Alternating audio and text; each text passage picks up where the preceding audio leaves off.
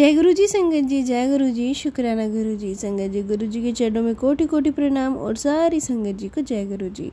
संगत जी, यहाँ सुनाए जाते हैं आपके द्वारा ही भेजे हुए सत्संग। जो संगत हमें भेजती है वही सत्संग शेयर किए जाते हैं। आज हम शेयर कर रहे हैं एक आंटी जी का सत्संग जिन्होंने हमें रिकॉर्ड करके भेजा है, तो सत्संग को लास्ट तक ज़रूर से सुनिएगा। क्या पता गुरुपा ने आपके लिए क्या ब्लेसिंग्स भेजी हो। तो चलिए सुनते हैं आंटी जी की ही आवाज़ में सत्संग। जय गुरु जी, शुक्राना गुरु जी, सारे संगत जी को जय गुरु जी। ये मेरा संध्या वेला का शुक्राना तीसरे दिन का है, जो मैंने एक हफ्ते का करने की कोशिश कर रही हूँ। हम माफ़ कर देना गुरु पापा, माफ़ कर देना संगत जी। तो आज तीसरे दिन का है। तो संध्या वेला शुक्राना सत्संग शुरू करने से पहले गुरुपा का मंत्र जाप करते हैं। ओम नमः शिवाय, शिव जी सदा सहाय। ओम नमः शिवाय, गुरु जी सदा सहाय। संगत जी, ये मेरा शुक्राना सत्संग थोड़ा सा डरावना लग सकता है किसी भी संगत जी को, तो पहले मैं गुरुपा से माफ़ी मांगना चाहती हूँ। प्लीज़ मुझे माफ़ कर देना पापा, मुझसे बोलते हुए कुछ भी भूल चूक हो गई हो तो आप ही मुझसे अच्छी तरह से बुलवा देना। और संगत जी, प्लीज़ मुझे माफ़ कर दीजिएगा, किसी को भी बुरा लगे और मेरा बोला हुआ कुछ भी वर्ड आप सबको गलत लगे तो प्लीज़ मुझे माफ़ कर दीजिएगा।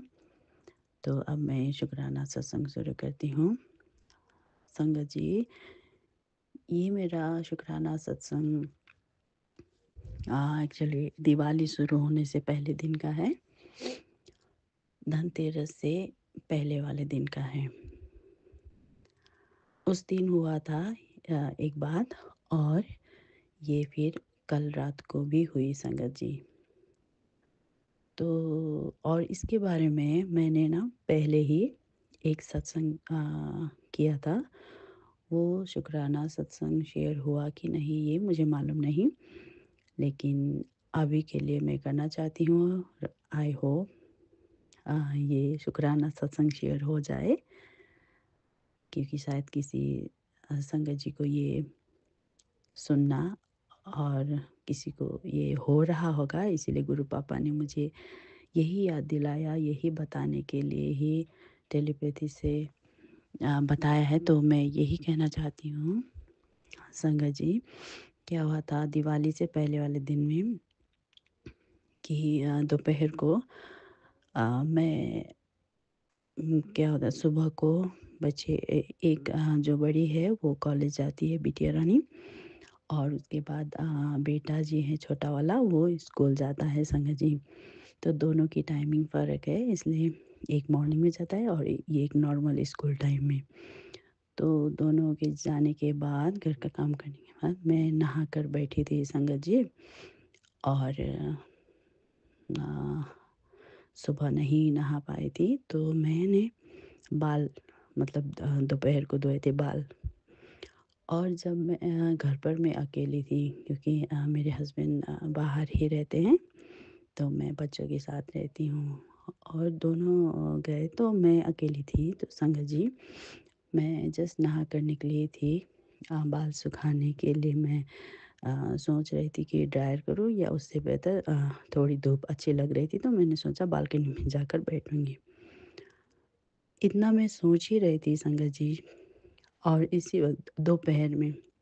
और संगत जी, मैं ये भी बताना चाहती हूँ आप सबको कि मेरे ना घर पर हमेशा से पहले से ही मैं टीवी पर भजन कीर्तन लगाती ही रहती हूँ। और आजकल जब से मैं गुरु पापा से जुड़ी हूँ, गुरु पापा के बारे में जाना है, तब से मैं दिन भर ही लगाती हूँ। तो कोई भी भजन कीर्तन ऐसे चलते ही रहते हैं, और उस वक्त भी कोई भजन ही चल रहा था दोपहर टीवी पे, मतलब साउंड थोड़ा वॉल्यूम कम करके लगाती हूँ। तो मैं अकेली थी, तो ऐसे में एक स्मोकिंग का इतनी स्ट्रॉन्गली स्मोकिंग की स्मेल आई संगत जी, और वो ऐसा ना कि मतलब कोई स्मोक करते करते चलते हुए ही आ रहा है। दरवाजे से आया और उधर बैठ कर और मेरे सामने ही आ गया। मतलब कोई दिखाई नहीं दे रहा है, लेकिन वो पता चल रहा है कि वो स्मोकिंग की ही है। इतनी स्ट्रॉन्ग, और मुझे सबसे ज़्यादा एलर्जी स्मोकिंग की ही है। मैं कोई भी मतलब रास्ते में मार्केट में चलती हूँ तो मुझे बहुत खाँसी भी हो जाती है संगत जी, और मैं दूर से ही वो स्मेल मुझे अच्छी नहीं लगती। खाँसी एलर्जी टाइप हो जाती है। तो उस वक़्त इतनी स्ट्रॉन्गली आई, और वो पता चल रहा है कि वो चलकर मेरे सामने ही आ रहा है। तो मैं ना मुझे गुरु पापा ने इतनी हिम्मत दी। शुक्राना है मेरे पापा, शुक्राना, शुक्राना आपका, हर पल का शुक्राना, हर समय अंग संग रहने का शुक्राना गुरु पापा। मैं ना घबराई, ना मैं डरी संगत जी। अचानक क्या हुआ, मैं भी ज़ोर से उठी। मैं सोफ़ा में अभी बैठी ही थी, तो मैं ज़ोर से उठी मैं भी सोफ़ा से, और मैं चिल्लाई संगत जी। मैंने कहा, गुरु पापा क्या है ये? अ, आपके होते हुए ये तो देखिए तो। मैं थोड़ा लाउड होकर ही चिल्लाई संगत जी, तो मैं उसी को ऐसे बताते हुए ऐसे बात कर रही हूँ। माफ़ कर दीजिएगा। तो मैंने चिल्लाया, मैंने कहा कि गुरु पापा ये क्या है?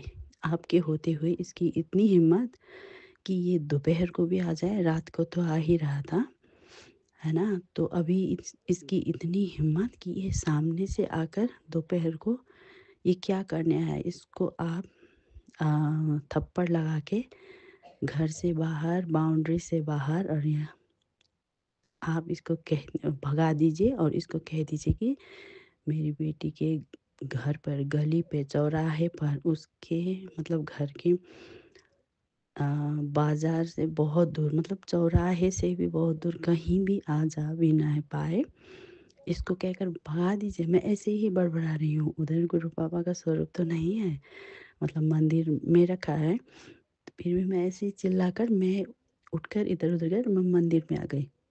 स्वरूप के सामने कहा, गुरु पापा ये क्या है? मैं अपने घर में दोपहर को भी बैठ नहीं सकती, ये क्यों आया है? ऐसे में चिल्लाकर मैं ना अच्छा मैं ही खुद चली जाती हूँ, मैं बालकनी में बैठने जा रही हूँ, आप इसको निकाल देना, इसको यहाँ नहीं आने देना। तो मैं ऐसा चिल्लाकर, संगत जी आप मानोगे नहीं, मुझे 1 भी परसेंट मुझे ना डर लगा, ना मैं घबराई, ना मैं करी, मैं मतलब काँपी-वापी भी नहीं, मुझे कुछ भी नहीं लगा। अभी शायद बोलते हुए मैं कुछ हिचकिचाहट रही हूँ, लेकिन उस वक़्त कुछ भी नहीं हुआ। मुझ में इतनी हिम्मत, इतनी शक्ति गुरु पापा ने ही दिया है। और मैं ऐसा कहकर ना मैं बाहर निकल गई संगत जी। मैं बाहर जाकर बालकनी में बैठी। मैंने कान में ईयरफ़ोन लगा दिया, सत्संग सुनने लगी और मंत्र जाप किया। उसके बाद ही मंत्र जाप किया। उस वक़्त तो मैं चिल्ला-चिल्ला कर ही बोली मैं, ताकि उसके कान में भी पहुँच जाए और गुरु पापा इसको देख लें। और मैंने मन ही मन मंत्र जाप करते हुए बोली कि गुरु पापा इसको आप निकाल देना, ये क्यों आ रहा है? आपके होते हुए इसने घर में कैसे प्रवेश किया, वो भी दोपहर को? ऐसी चीज़ें तो मतलब रात को होती है ना, ऐसा लगता है ना। तो मैंने ऐसा कहा, तो मतलब आधा घंटा ऐसे मैं बैठी धूप पर ही, तो बाद में आई तो वो स्मेल नहीं था संगत जी। और ये बात है दिवाली से, मतलब धनतेरस से पहले वाले दिन की बात है। सॉरी मैं अभी डेट बोल रही हूँ। और फिर कल रात को यानी कि आज 9th नवंबर है, तो कल 8 नवंबर फ्राइडे की रात को जब संगत जी ठीक 12 बजते हैं, 12 बजे के बाद वो स्मेल इस तरह से आती है कि बेडरूम में मतलब लगता है कि, कभी लगता है कि वो विंडो की तरफ से आ रहा है, कभी लगता है कि बेडरूम का मतलब दरवाजे की तरफ से आ रहा है, और आके वो नज़दीक ही आ जाता है संगत जी। पता चलता है ना, कोई भी स्मोकिंग करता है वो बंदे के पास, मतलब कोई फैमिली मेम्बर में हो, कोई रिलेटिव्स हो के, या कहीं बाज़ार में भी ऐसे लोगों के बीच में हमें चलना-वलना पड़े, तो हमें पता चल जाता है ना कि वो नज़दीक है या दूर है। तो ऐसे ही कि वो नज़दीक ही आ जाता है, मतलब चलते-चलते वो स्मेल दूर से पास आते आते आते आते इतने करीब आ जाता है ना, तो बहुत ही अजीब लगता है। और वो इसमें इतनी स्ट्रॉन्ग आती कि मुझे सच में वो एलर्जी शुरू हो जाती है, खांसी हो ही जाती है। और कल भी ऐसे ही रात को जब 12 बजे, ठीक 12 बजने के बाद वो स्मेल आनी शुरू हुई और लाइट वगैरह बंद कर दी थी संगत जी सोने के लिए, ऑब्वियसली बात है ना।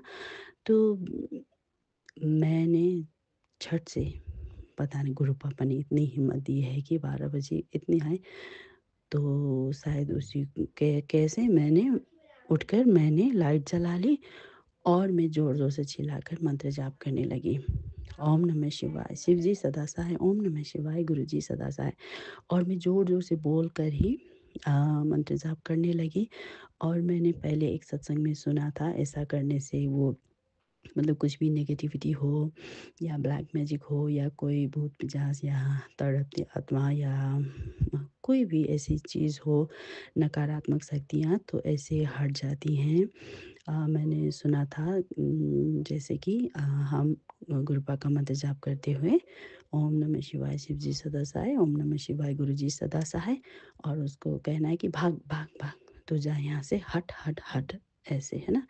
फिर मंत्र जाप करना है, फिर ऐसे ही हट जा यहाँ से, हट जा, भाग जा, हट हट हट, ऐसे ही करना है। मैंने पहले ही सुना था, एक बार मैंने पहले किया था संगत जी, यही बात थी, मैंने वो शुक्राना सत्संग पहले किया है, तो उसके बाद नहीं आया था। लेकिन कल फिर वो हुआ तो मैंने ऐसे ही चिल्ला कर, तो मेरा बेटा जी भी ऐसे सोने के तैयार थे, तो वो भी उठ कर माँ को क्या हो गया है ना, ऐसे चिल्ला चिल्ला कर मतलब मंत्र जाप भी कर रही हैं और हट जा भाग भाग उसने कहा कि क्या हुआ, तो मैंने कहा नहीं नहीं आप भी मंत्र जाप करो। कहा तो उसको भी आता है संगत जी, तो उसने भी किया और मैंने किया और मैंने कहा हट जा, हट हट हट हट, भाग जा यहाँ से, भाग जा। मैं मंत्र जाप करती रही। तो मंत्र जाप करने शुरू करते ही वो स्मेल आनी बंद हो गई संगत जी। शुक्राना है गुरु पापा का, शुक्राना है गुरु पापा का, अनंतम अनंतम शुक्राना। शुक्राना है मुझे हिम्मत देने का, मुझे शक्ति देने का। गुरु पापा आपने इतनी हिम्मत और शक्ति दी कि हर कुछ हम सब बिना डरे सब संभाल लेते हैं, क्योंकि आप हैं संभालने वाले, इसीलिए हमें साथ इतनी हिम्मत और शक्ति आई है कि हम सब कुछ सह लेते हैं, सब कुछ कर जाते हैं, क्योंकि हमें आप पर पूरा भरोसा है कि आप सब कुछ संभाल लेंगे।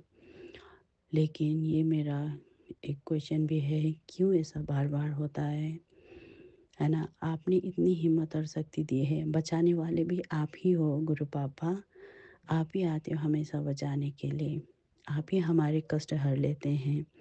कहते हैं ना कि 100% में 90% कष्ट आप हर लेते हैं और हमें सिर्फ 10% भोगना पड़ता है ना। लेकिन फिर भी ये चीज़ बारंबार हर बार रिपीट क्यों हो रही है, ये कौन है जो इस तरह से आ रहा है। और वो इतना मतलब नॉर्मली अभी बताते हुए भी मुझे खुद से हैरानी हो रही कि मैं क्यों नहीं डरी, मतलब मुझे डर नहीं लगा, दोपहर में भी मैं चुपचाप रही रही।